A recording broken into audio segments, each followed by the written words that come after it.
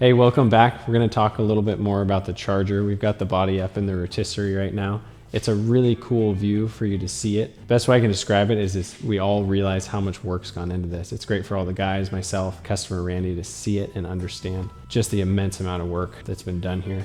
Everything from the back to the front is all scratch built, stuff that we did in-house. There's an incredible amount of engineering and thought that went into it and the function of it. And then we try to throw a little bit of form into it too to make it look good and add all these little dimple-dyed details in the cross members where we can. So this charger is, like explained in the other videos you can see, is a body off frame construction. So a big part of the challenge in building this floor was making sure it was structurally strong enough to bolt down to the frame independently, be lifted off, put in a rotisserie and everything, because we removed all the unibody structure. To avoid having to overbuild the floor so that it would support itself, like a typical A-body frame, just for example from GM, has 8 body mounts from front to back all the way. So there's a mount here and a mount here, but the body has to span all the way across. So to avoid having to create all that structure, which that structure creates height, everything we're trying to do is keep it lower. So we came up with the idea to use this flat bar.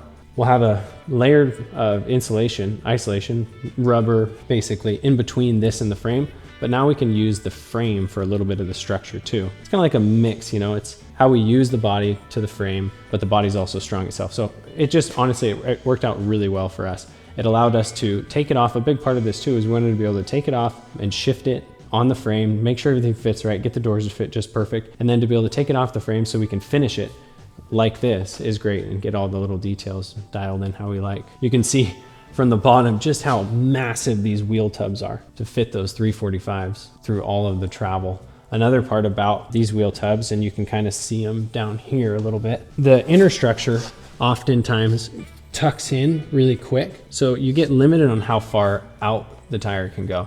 And I really like the look of the tire pushed all the way out as wide as it can and then tucked up all the way as high as it can.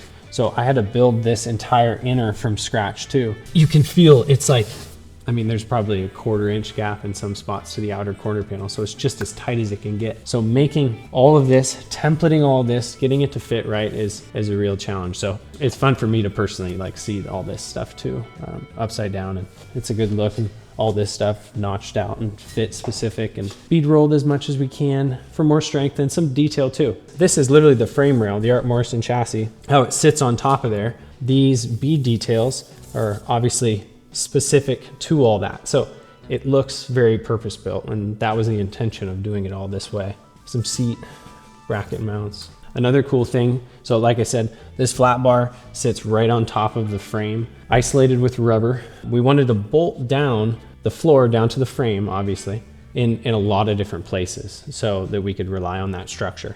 But a big part of leaving the frame and the body separate is we can shift it because stuff settles, stuff moves. We want to maintain a perfect door gap, and we like the ability to move things around later. We didn't want to be required to get in under the carpet and all this stuff if we ever had to make a shift. So we came up with this threaded bung basically.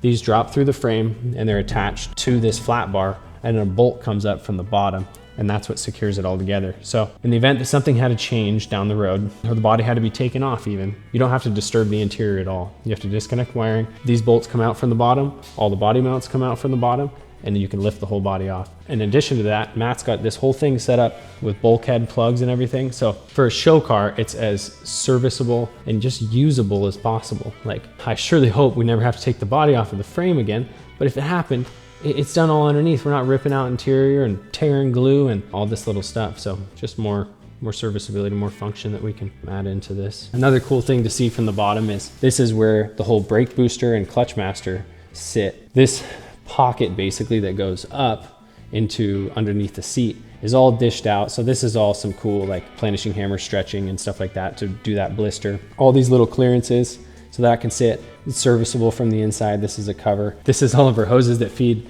the master cylinders. Those run through a channel through here, come up the firewall to where the reservoirs are mounted, all hidden underneath inside that channel where all the wiring and stuff goes as well. In the other video, you can see the really cool rods and the pedal assembly and all that stuff that was built. And honestly, I think for the underside of this car, this part of the rocker is about the only thing that's left. Pretty crazy. I remember one challenge with this was we initially had set the bottom of the frame rail flush with the bottom of the rocker, just because that's the look. You don't want to see that if you don't have to, and just trying to get the body as low as possible. Eventually, we made the decision that we wanted to fit the Hellcat under the hood. There again, you can see in the other video the description of how we went great lengths to make that happen by pushing the engine 6-8 inches into the firewall and making all that work. So the frame hangs down just a touch below the rocker. That was a part of it. That was what we were doing to achieve something else, and one thing was more important than the other. So that's kind of how these projects go. Everything ties together, and you got to make it all work and consider everything at the big picture all at the same time. This is really exciting. I mean, it's a lot of fun to see this sideways, upside down in a rotisserie. Next week, Connor will bedline the whole bottom. We're gonna do some like detail painting, but for the most part, it'll be bedline. Probably use some DEI insulation in the tunnel just to help isolate, because all the exhaust and everything runs right through here in the drive line, and be a lot of heat and noise. Keep some of that toned down a little bit. So this is the Art Morrison chassis that goes underneath the Charger. We were able to finish up some welding, do a little detail work. Connor's been doing some body work on some of the areas that had work done and are gonna be super visible. We're gonna wet paint the whole frame, so pull lanes like a semi-gloss, flat black color. We'll be able to do all the parts independently and do the frame up in the rotisserie, and then get it back on the ground, put it together, and put some wheels on it. So this is a perfect example of the video a while back now probably, with Derek talking about two-dimensional parts and how we use the laser to cut that and then have Send cut it out. This is the bracket for the brake master and clutch master. These brackets are just gussets basically to secure it and support all this, because this is what takes all the pedal force pushing on it. These brackets, I remember specifically, I gave Derek a cardboard, which is my version of CAD, cut out with freaking scissors. He takes it, puts it in there, cuts a plastic one out real quick. We check the fit. He puts this cool little pattern in it, send it out to be cut by Send. They laser cut it, send it back, and we can weld it in. So it's a perfect series of how a part can be, even a simple part, just a two-dimensional part, can be super helpful, and add a little bit of design element to it too. Like this bolt hole is actually access to the seat bolt. So a socket fits right through there perfectly in the right spot. Yeah, all those little things that we can do. And doesn't actually take us any longer than cutting this stuff out by hand like we used to. It's a great way to elevate some of our stuff. Thanks for watching the video. It's really fun describing everything about the Charger. We've got lots of other videos about this build. And if you like it, like it. If you have a question about something, ask it. Thanks. My only other thought is, if you like it, like it. If you have a question, ask it. Sierra was like, I told her that I wanted to say that. She goes, that just sounds kind of direct. Like, I don't know. But maybe that could be our thing. But it's kind of funny.